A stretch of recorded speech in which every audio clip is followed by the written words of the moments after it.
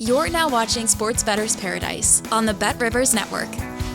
All right, Jimmy, Ott and Paul Stone, it's our weekly visit here, talking college hoops, getting ready for the big game this weekend. We got, of course, some more promotions going on at Bet Rivers as far as the big game is concerned. But let's stay on to the hard floor, and let's start off on Tuesday's card. Go out to Provo, Utah. This line is climbing a little bit. It's jumped from 1.5 to 2.5. The BYU Cougars, who are so tough on their home court against the Arizona Wildcats. Paul, you lean it toward the Cougars at home here. Yeah, Jimmy, a couple of things I like about this game. First of all, BYU, they're slightly off the pace as far as the top of the Big 12 standings. BYU 6-4 in the Big 12. But man, the Cougars, they are tough in the friendly confines of the Marriott Center. They are 11-1 this season at home.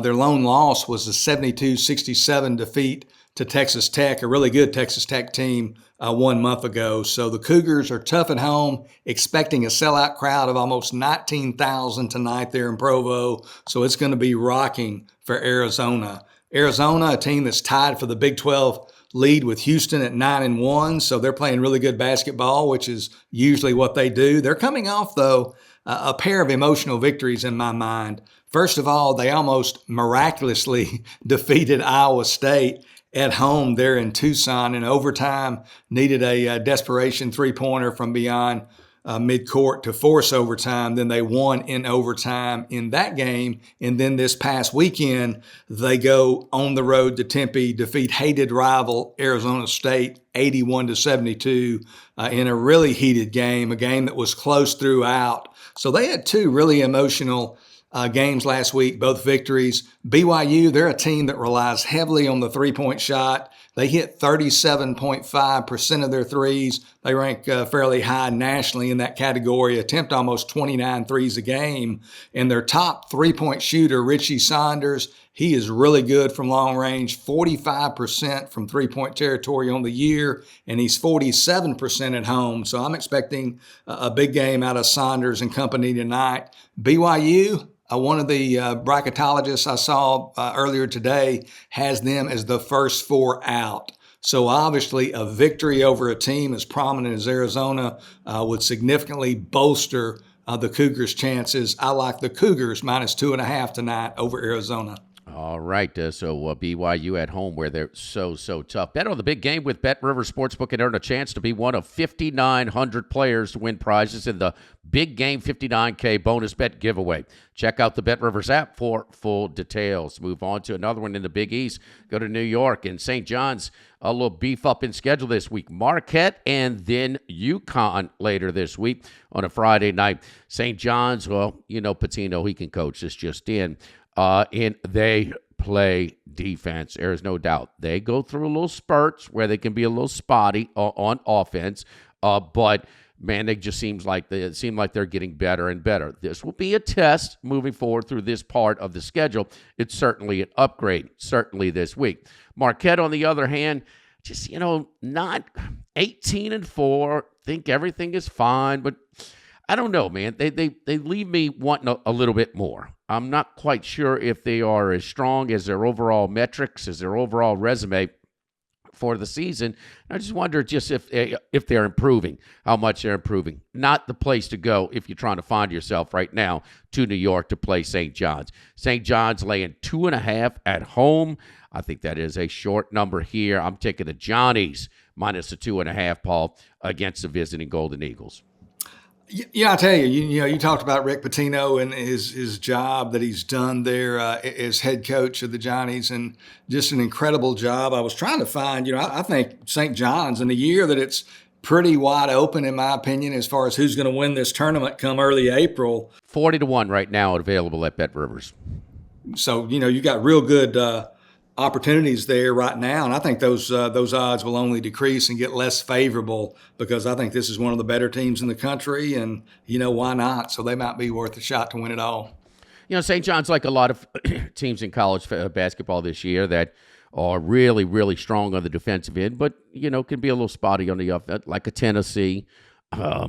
There's some others out there that come to mind, but man, they play deep, and through their pressure and their rotations, their pressure is constant, and they try and get you a few of those cheap buckets in transition off of the turnovers. Let's move on to the Big Ten and USC Northwestern. No, it's not Keyshawn Johnson and Darnell Autry facing off in the Rose Bowl. It is Big Ten basketball, and Northwestern at home here, a 2.5-point favorite over USC. Eric Musselman's team kind of showing a few signs, especially after beating Michigan State pretty much gate to wire the whole time downtown in Los Angeles against Michigan State. Yeah, USC batting 500 in the Big Ten to this point at 6-6 in Eric Musselman's first season there at the helm in Los Angeles. But they've won 4 of their last 6 games. That includes not only the victory that you mentioned this past weekend over 7th-ranked Michigan State, 70-64, but also road victories in their last 2 road games at Illinois and Nebraska. So that really speaks well of where the Trojans are and the progress they've made throughout the season. But this recommendation, from my viewpoint, is much a play against Northwestern as it is a play on Southern Cal, and that's due to the absence of the Wildcats do-everything guard, Brooks Barnhizer. He's been lost for the season due to a lingering foot injury. And, I mean, this guy, we talked about him a couple of weeks ago on the podcast. He's a 6'6 guard. He's second on the team in scoring at 17.1 points per game, but he leads the team in 3 different categories and kind of unrelated categories: 8.8 rebounds a game, 4.2 assists a game, 2.3 steals a game. So he leads the team in all those categories, and also from a guard position blocks 1.1 shots a game. So his line score is just tremendous, does a little bit of everything for the Wildcats. I think his absence is going to be significant for Northwestern going forward. In their first game without Barnhizer, Northwestern lost at home this past weekend to a good Wisconsin team, 75-69. Before Barnhizer's injury, I had this game lined at Northwestern -4. After his injury, I made it Northwestern -1. So not a ton of value, but I think we've got a little value here with the Wildcats, or whether a little value here with the Trojans. I'll take USC plus 2.5 there at Bet Rivers over Northwestern. All right, let's move on to the Big East again, and let's go to Cincinnati, Ohio, where the Georgetown Hoyas will be visiting the Xavier Musketeers. And Xavier 4-2. Okay, nothing great there, but you look and dissect that. The last 6 games have been tough. One of the losses was against St. John's in New York, where they led for most of the game. They lost in overtime, 79-71. And then the other one was in Omaha, where it's tough to win. In Creighton shot over 50% from the field, shot over 40%, 44% from the three-point line, shot over 75% from the free throw line. I mean, they just shot everything and allowed them to cover that one. So I think this is a short line here with the Hoyas coming in. Cooley's team, man, second year, better, but far away from where he wants to be still at this point.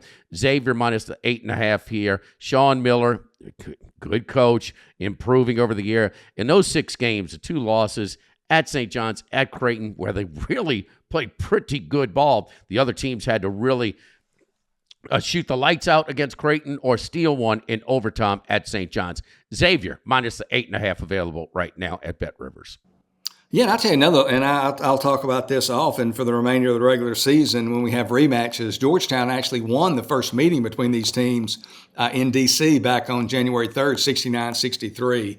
So I think that plays in Xavier's a favor here. This is a team that's been scrappy all year long. Has Xavier? They lost at Creighton in their last game, 86-77. So coming off of a loss, the fact they lost to Georgetown earlier in the year, I kind of like those 2 components here. So I think Xavier wins by double digits as well. All right, wrapping up the Tuesday slate before we look ahead to the Wednesday slate. And your last pick here, the Drake Bulldogs. They were a big story the last few years or so with their battles against Loyola Chicago and some of those low-scoring games that they had in that game. But Drake is 20-2 after losing a ton of guys. It's hard to maintain anything in the mid-major. And then Murray State, 4.5 over Murray State. Murray State, man, John Morant, where have you gone? 11-12 now on the season, below 500. Paul, you leaning toward the Bulldogs here, minus 4.5. Yeah, first of all, as you mentioned, Drake, they lose all 5 starters from last year's 28-5 team. Plus, they lose their coach, Darren DeVries, who leaves for West Virginia, takes his son, who was the star of that Drake team, Tucker DeVries, with him to West Virginia. So just a lot of losses.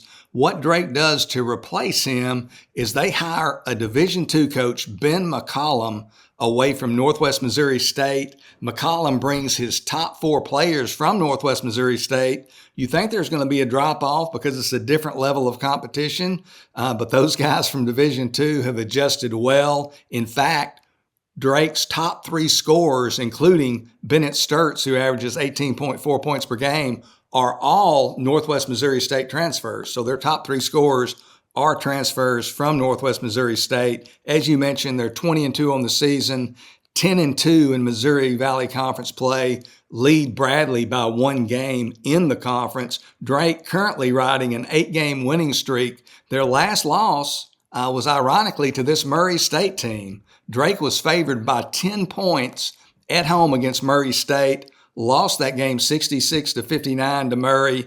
Murray's not playing very good basketball right now, though. They've lost their last 3 games. Not only have they lost their last 3 games, but they were favored in all 3 of those games. So they're just not on a good trajectory right now. Drake minus 4.5 there at Bet Rivers. I like the Bulldogs to beat Murray State on the road. All right, let's go to Wednesday's slate. And the last game on the board, we're going to go in reverse order here. And let's go out to Palo Alto, California, and another one of these coast-to-coast trips. Stanford failed to cover against Syracuse.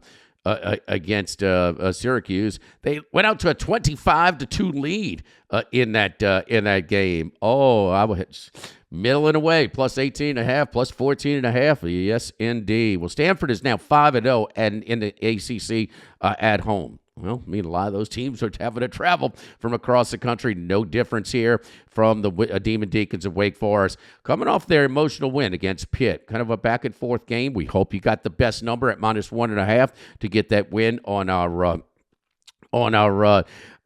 picks on the videos later in the week. But Wake Forest, after that win, improves to 16-6. Long trip here. Stanford, this young coach is quietly doing a nice job in Palo Alto with this club. They've kind of been up and down and been down as of late, but 15-7 on the year. They're laying 3 here against the Demon Deacons. Yeah, I tell you, Jimmy, nothing in my mind anyway screams ACC basketball like Wake Forest traveling 2,700 miles across the country to Palo Alto to tip off at 11 p.m. Eastern. But here we are, so we'll get after it. This is the second meeting of the season between these new ACC rivals. Wake Forest won the first game 3 weeks ago, 80-67 in Winston-Salem. The first meeting, that final score, somewhat misleading.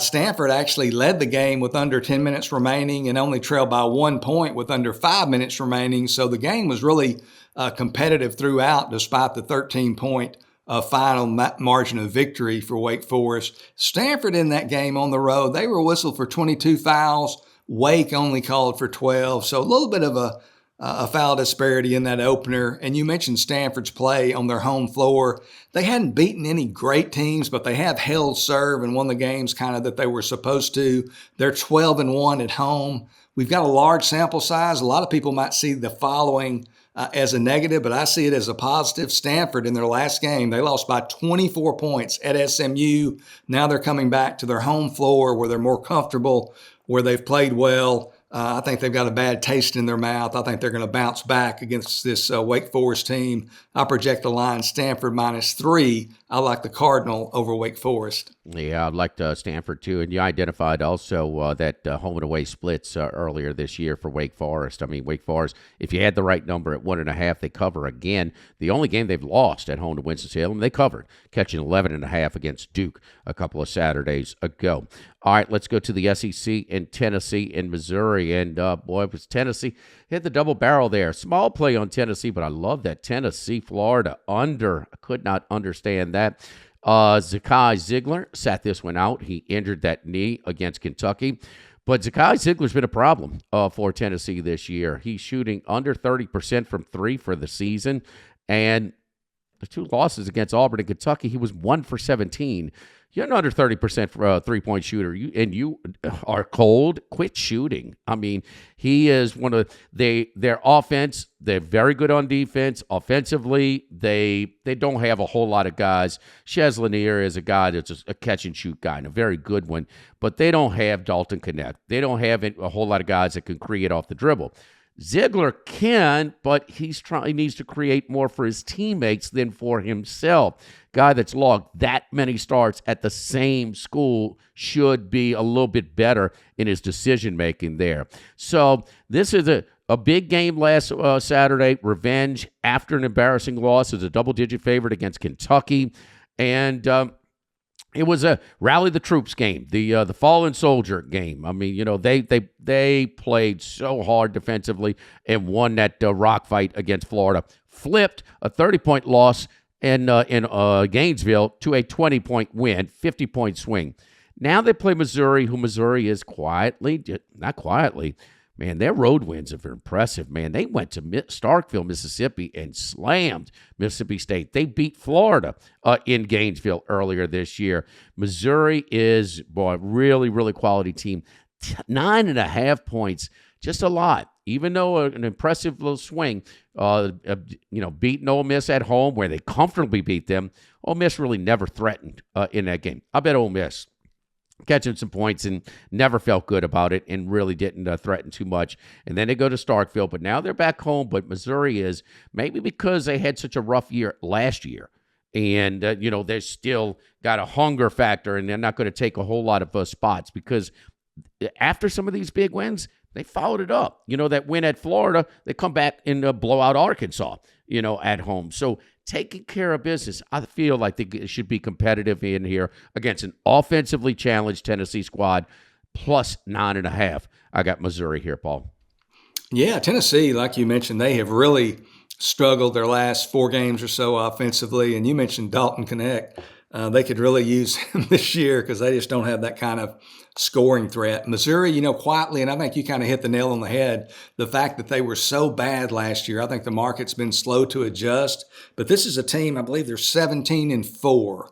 They're ranked 15th this week in the Associated Press poll. You look at their 4 losses. They lost their season opener back on November 4th at Memphis, a tough place to play.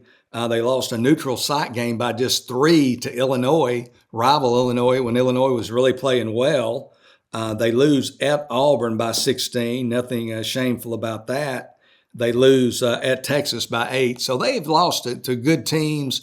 And to me, they're just a team that continues to overachieve, quote unquote, and continue to be underestimated by the market maker. And when you're getting that kind of points against a team that's offensively challenged at the point, you mentioned Ziegler's outside shooting woes. I like your position there on Mizzou.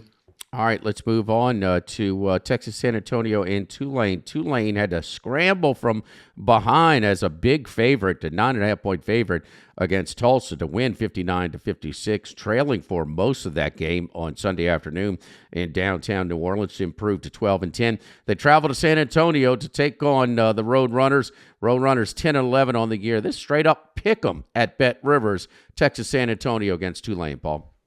Yeah, Texas San Antonio, first of all, they're not among the American Athletic Conference's elite class by any stretch, but they are coming off their most impressive victory of the season to this point. Won over the weekend, 54-50 at North Texas, one of the better teams in the conference.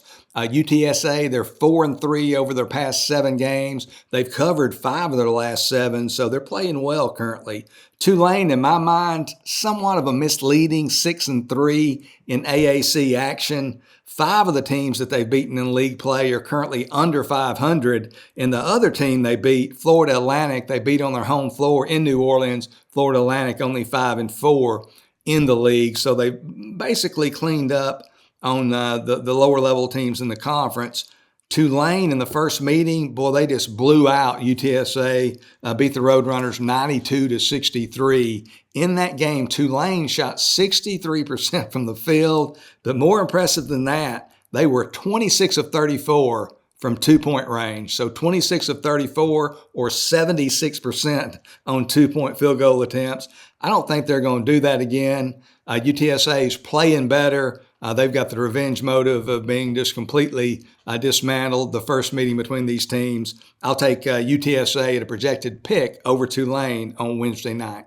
All right, now let's move on to the Big East and go to Omaha, Nebraska, where it is always sold out in downtown Omaha. And got a great sports bar right adjacent to the arena as well. We know that by going to it every year, pretty much every year for the College World Series. Well, Creighton, as we talked to our friends up in Omaha, big things were expected this year, especially with Kalkbrenner coming back, but he struggled earlier in the season. Kind of flipped it around after a 3-game losing streak in a big one against Kansas, against a big guy in Dickinson. And it's looked like that, that Kalkbrenner and a little point guard for the Creighton Blue Jays, Ashworth, kind of that inside-outside combination. They've got they're the two experienced guys on the team running the point for Ashworth. Ashworth is averaging, eight assists a game the last 3. Kalkbrenner has been steady Eddie since, man, about 20 points a game, 8-9 rebounds a game, and just been the force that they expected it to be from the offset this year. But now that, Coach Max got them cruising now, man. They are playing good ball. Hard-fought win in Philadelphia over the weekend at Villanova. They were a dog in that one. And just to playing good basketball, their best basketball of the season, it's not even close right now. So I think it's just a team that's been hot. I've been riding them. They've been cashing tickets. Beat St. John's earlier in the year, beat UConn on the road, smashed a much-improved DePaul team. I'm never in doubt in that one. And so they are a covering machine. And like I just said earlier in my pick against Xavier, they shot over 44% from 3, 53% from the field as a whole, and 77% from the line. They're just a clean basketball team right now. Providence had that late comeback against St. John's when they hit one of their scoring droughts. But still, I just think the form right now for Creighton is at a high, and I don't think the point spread value is caught up to them just yet. Lay the modest 3.5 on the road here against Providence, which I do respect that home court. That is one of the toughest home courts. The team is not what it's been the last 10 years or so, mostly under Cooley. Yeah, I'll tell you one thing that's hurt Providence, Jimmy, is their top player, Bryce Hopkins. He played some earlier in the year, but he played probably only a handful of games, and they announced him out for the year a couple of weeks ago. And he was a big guy. I mean, he was probably about a 20-point-a-game guy, one of the better players in the Big East returning, but they just don't have the scoring prowess, just don't have the overall team. And as you mentioned, in this current 7-game win streak by Creighton, you have victories over both Villanova and UConn on the road. So you got to expect they can also go into Providence and take care of the Friars. So I certainly, support your position here. Creighton, another team come NCAA tournament time that might be kind of a sneaky proposition. A lot of people don't think of the Blue Jays as one of the, upper echelon teams in NCAA. But again, in a wide open year, they might make some noise. Yeah, the senior out of Illinois, the 6'7" senior Bryce Hopkins you're talking about, played 3 games, averaged 17 points a game. That would be number 1 on their team right now. All right, our last one on Wednesday. We're projecting these lines on Wednesday, by the way. VMI and East Tennessee State. Tennessee State here favored by 5 points on the road against VMI, who's 11-12 overall, but won 5 of their last 6 catching points here at home. Yeah, VMI, certainly not exactly among college basketball's elite the last couple of years, to put it mildly. Entering this season, the 2024-25 campaign, VMI in the previous 2 years, 11-53 straight up under third-year head coach Andrew Wilson. But after those first 2 difficult years, Wilson now has the Keydets playing at a really respectable level in the Southern Conference. They're 11-12 on the season, 5-5 in league play. They have a shot at eclipsing or equaling the 500 mark on both the season and in the conference, which would really be an accomplishment for this team. It's just comparing using one team. But last year, VMI at home, they're in Lexington, Virginia against Furman. They lost by 40 points to Furman on their home floor last year. This year, Furman came back to Lexington. VMI beat them by 9 this year. Again, just one team, so that's a small sample size, but still it kind of illustrates the move that they've made this year in terms of their overall talent level. And here's another little secret, especially important to you and I suppose most persons who listen to this podcast. VMI, among the top point spread performers this year in all of college basketball, they are 14-4-1 against the spread overall to this point. They've had a few games that weren't lined because of the opponent, but they've only been favored this year in 3 lined games all year. So most of their damage has been done as an underdog. I think the market is still slow to adjust to the Keydets' newfound success or better play. Give me the Keydets. I project the line to be East Tennessee State -5. I'll take the Keydets +5 over East Tennessee State. Well, it makes sense last year because they were a smooth 4-28, 1-17 in conference play, and like we talked about, and I mean they're 5 of 6 their last 6, and so playing much better. So you're catching them. They'll eventually catch up to it, but not just yet. So I went looking as soon as you told me how good their point spread record was this year, and still getting it. Well, that's because they're much improved over last year. So a lot of times we gravitate when we're doing those previews to the teams at the top. Look at the teams at the top maybe to fall, and look at the teams at the bottom to see if you're going to, because that's where the biggest adjustments will be made. Don't forget over for the big game this weekend. You could bet on the big game with Bet River Sportsbook and earn a chance to be one of 5,900 players to win prizes in the big game $59K bonus bet giveaway. Check out the Bet Rivers app for full details. For Paul Stone, I'm Jimmy. I would do this each and every week, preview the big weeknights of college basketball, Tuesday and Wednesday. Of course, the Wednesday lines are Paul's projections, give or take a half a point or so. For Paul Stone, I'm Jimmy Ott, right here on the Bet Rivers Network on the Sports Bettor's Paradise.